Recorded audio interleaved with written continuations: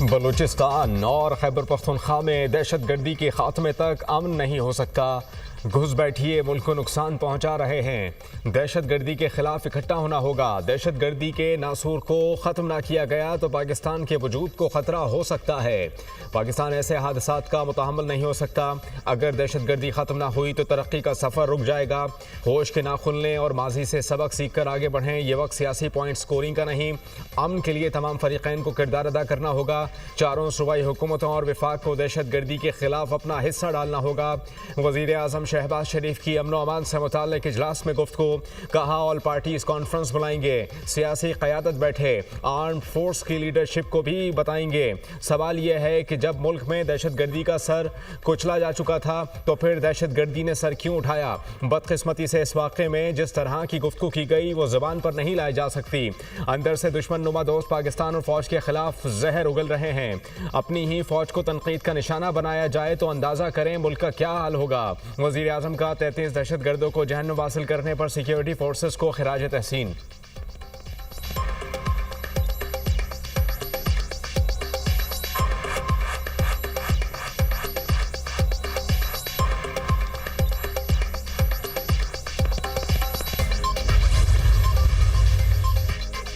वज़ीर आज़म शहबाज शरीफ का एक रोज़ा दौरा कोयटा एलामिया जारी। वज़ीर आज़म की ज़ेर सदारत वज़ीर आला हाउस में आला सतह security conference, army chief general Syed Asim Munir की शिरकत, नायब वज़ीर आज़म, गवर्नर, वज़ीर आला बलूचिस्तान और दीगर की शिरकत। वज़ीर आज़म ने जाफर एक्सप्रेस पर हमले को नाकाबिले मुआफ़ी जुल्म करार दिया। शुरका ने दहशत गर्दी के खिलाफ ज़ीरो टॉलरेंस की पॉलिसी बरकरार रखने के गैर मुतज़लज़ल अज़्म का इआदा किया।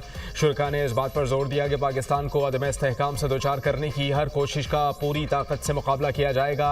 दुश्मन अनासिर को समाजी फ़ज़ा को ख़राब करने से रोकने की ज़रूरत पर भी जोर दिया गया। शुरका ने मुत्तफ़िक़ा तौर पर जाफर एक्सप्रेस पर दहशत गर्दी की वहशियाना कार्रवाई की मज़म्मत की। शोहदा की लाज़वाल कुर्बानियों को खराज अक़ीदत पेश, फातिहा ख़ानी भी की गई। वज़ीर आज़म ने ऑपरेशन करने वाले बहादुर अफसरान और जवानों से मुलाकात की और सिक्योरिटी फोर्सेस की बहादुरी और पेशा वराना महारत को सराहा। वज़ीर आज़म और आर्मी चीफ ने CMH कोयटा का दौरा किया, ज़ख्मी और मुतासरा ख़ानदानों से मुलाकात की। वज़ीर आज़म का कोयटा पहुँचने पर वज़ीर आला बलूचिस्तान और आर्मी चीफ ने इस्तक़बाल किया। चेयरमैन पीपल्स पार्टी बिलावल भुट्टो का वज़ीर आज़म शहबाज शरीफ से नेशनल एक्शन प्लान 2 बनाने का मुतालबा। कौमी असम्बली इजलास से खिताब में कहा कि हमारी तकसीम का फ़ायदा मुल्क दुश्मन अनासिर उठा रहे हैं। सानिया APS पर सियासत एक तरफ रख कर कौमी मुफाद को तरजीह दी। आज हम माजी से ज़्यादा ख़तरनाक दौर से गुजर रहे हैं। बदकिस्मती से दहशत गर्दी के खिलाफ तमाम कामयाबियाँ खो बैठे हैं। दहशत गर्द सिर्फ पाकिस्तान की तरक्की का रास्ता रोकना चाहते हैं। बैनुल-अक़वामी क़ुव्वतें दहशत गर्दों के पीछे खड़ी हैं। सदर ममलिकत आसिफ अली ज़रदारी की तकरीर नफरत और तकसीम की तकरीर नहीं थी। पाकिस्तान तहरीक इंसाफ का एक ही मुतालबा है, कैदी नंबर 804 को रिहा करो। आए हाथ मिलाकर दहशत गर्दी का मुकाबला करें। दहशत गर्दी पर रद्द अमल में भी हमें मुत्तहद होना चाहिए। उम्मीद है कि तमाम सियासी जमातें इत्तेफाक राय की कोशिश करेंगी। कौमी इशूज़ पर सबको एक होना पड़ेगा।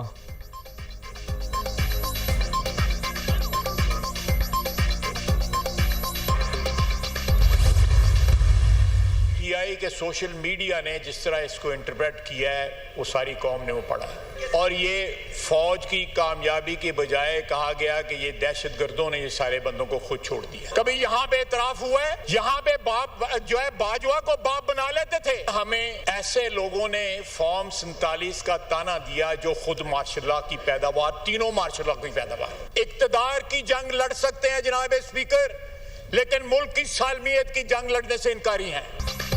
PTI इक़्तिदार की जंग लड़ सकती है लेकिन मुल्क की नहीं। तहरीक इंसाफ के सोशल मीडिया ने दहशत गर्दों को क्रेडिट दिया। कहा गया दहशत गर्दों ने मुसाफिरों को खुद छोड़ा, ये शोहदा की तौहीन करते हैं। PTI वालों ने जनरल बाजवा को अपना बाप बनाया हुआ था।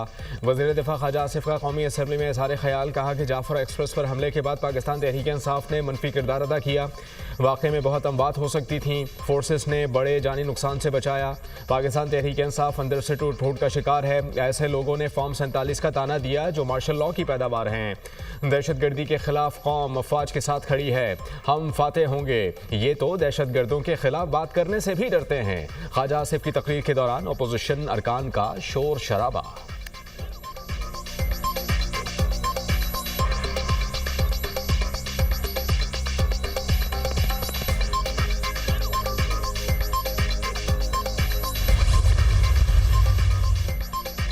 वज़ीर दिफा के दिलो दिमाग पर पाकिस्तान तहरीक इंसाफ सवार है। ख्वाजा आसिफ में अखलाकी जुर्रत, शर्म और हया होती तो मुस्ताफ़ी हो जाते। असद कैसर की कौमी असम्बली इजलास से खिताब में तनकीद, कहा कि असल नुमाइंदों को जेलों में डालकर इनको लाया गया जिनका आवाम से ताल्लुक़ नहीं। इस पार्लियामेंट में आवाम की नुमाइंदगी की क़ुव्वत नहीं। कैदी नंबर 804 को नाजायज़ तौर पर जेल में रखा हुआ है। बानी PTI के खिलाफ झूठे मुकदमात बनाए गए। कार्रवाई गैर कानूनी है। आज जो कुछ हो रहा है वफाकी हुकूमत की नाअहली की वजह से हो रहा है। मुल्क दहशतगर्दी की लपेट में है, हमें एक होना चाहिए। उम्मीद है कि दहशतगर्दी के वाक़े के बाद सारी जमातें इकट्ठी होंगी। चेयरमैन PTI बैरिस्टर गौहर का कौमी असम्बली में इज़हार ख्याल, कहा कि दहशतगर्दों ने मासूम शहरियों को निशाना बनाया। ये अंदोनाक वाक़या है। मुसल्लह अफ़वाज ने ऑपरेशन कामयाबी से मुकम्मल किया। सिक्योरिटी फोर्सेस की कोशिशों को सराहते हैं। वज़रा की गैर संजीदगी है कि इस पर भी सियासत करते हैं। ऐवान में रूल्स की पासदारी होनी चाहिए। हमें माजी भूल कर आगे बढ़ना होगा। स्पीकर कौमी असम्बली अय्याज सादिक ने कहा, माजी भूल कर आगे बढ़ने की कोशिश की लेकिन कुछ नहीं हुआ। आप माजी को भूलने नहीं दे रहे।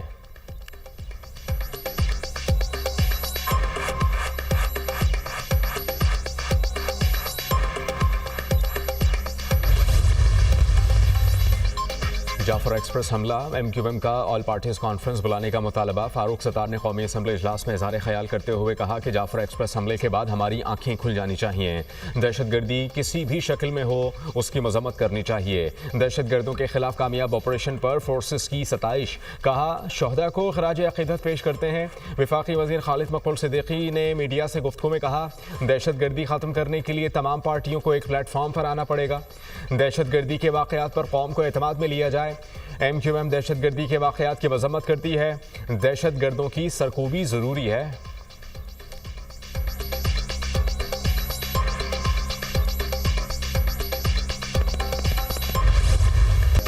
चोलिस्तान कैनाल समेत 6 नहरों की तामीर गैर कानूनी करार। सिंध हुकूमत की करारदाद सूबाई असम्बली में मंजूर। सिंध हुकूमत ने चोलिस्तान कैनाल और दीगर नए नहरी मनसूबों को पानी मुआहदे की खिलाफ वर्जी करार दे दिया।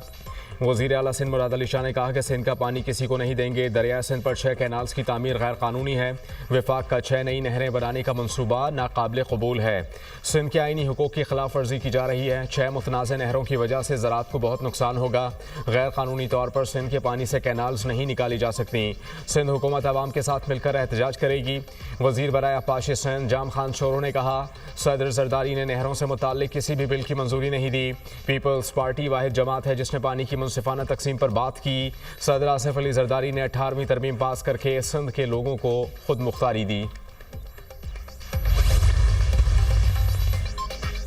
पानी के मसले पर कोई लड़ाई या जंग नहीं, हमारी बका का मसला है। अगर दरियाओं में पानी नहीं होगा तो कराची को पानी कैसे मिलेगा? हम किसी का जुलूस देखकर नहीं जागे। वज़ीर आला सिंध ने हमेशा विफाक के साथ मामला उठाया। सदर ममलिकत ने कौमी असम्बली में खिताब किया। नहरों के मसले पर असम्बली में बहस हुई। खुशी की बात है कि ऐवान ने करारदाद की हिमायत की। PTI, MQM और जमात इस्लामी का शुक्रगुजार हूँ। सीनियर सूबाई वज़ीर शर्जील इनाम मेमन।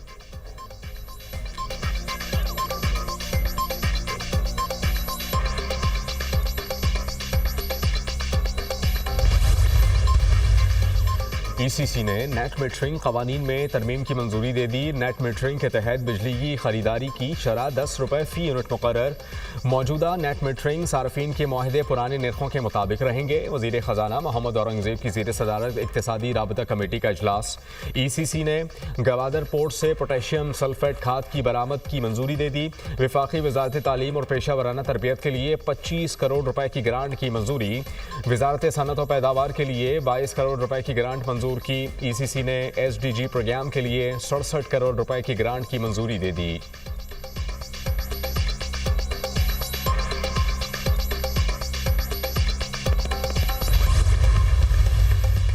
सोशल मीडिया पर मनफी प्रोपेगंडे का मामला। उमर अयूब JIT के सामने पेश। अपोजिशन लीडर से सोशल मीडिया पर पोस्ट से मुताल्लिक सवालात। उमर अयूब को JIT की जानिब से तलब किया गया था। JIT ने अलीमा खान को दोबारा तलब कर लिया। आज ज़ाती हैसियत में पेश होने की हिदायत। इससे कबल गुज़श्ता रोज़ तलबी पर Aleema Khan joint investigation team के सामने पेश नहीं हुई थी।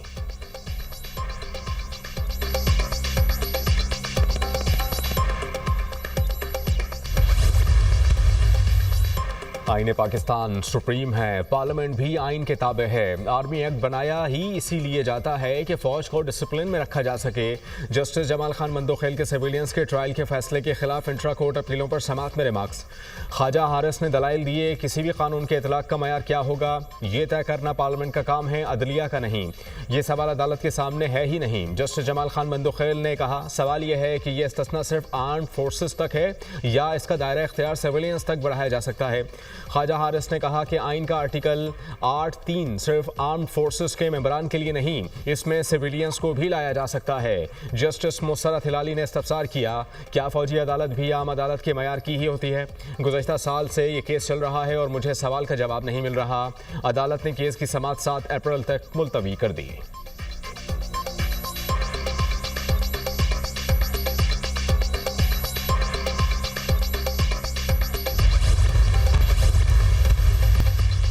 मुल्क के कई शहरों में अब्रे रहमत। पंजाब, खैबर पख्तूनख्वा, गिलगित बल्तिस्तान और आज़ाद कश्मीर में बारिश। मरी में भी बादल बरसे। पंजाब में मंडी, बहाउद्दीन, चकवाल, अटक, गुजरात और जहलम में बारिश हुई। खैबर पख्तूनख्वा में चित्राल, कालाम, बालाकोट और बन्नू में बादल बरसे। गिलगित बल्तिस्तान और आज़ाद कश्मीर के कई मकामात पर बारिश हुई।